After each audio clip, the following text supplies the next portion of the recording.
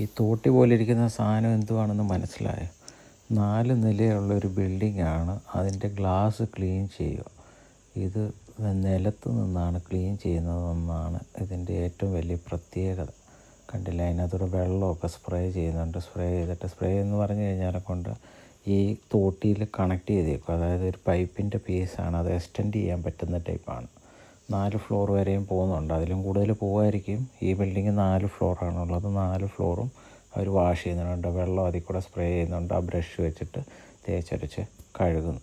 ഇത് മറ്റുള്ളിടത്തൊക്കെ ഞാൻ കണ്ടിട്ടുള്ളത്, ഗൾഫിലൊക്കെ കണ്ടിട്ടുള്ളത്, സ്കഫോൾഡിങ് ഒക്കെ ഇട്ടിട്ടാണ് ബിൽഡിങ്ങിൻ്റെ വിൻഡോസൊക്കെ ക്ലീൻ ചെയ്യുകയൊക്കെ ചെയ്യുന്നത്.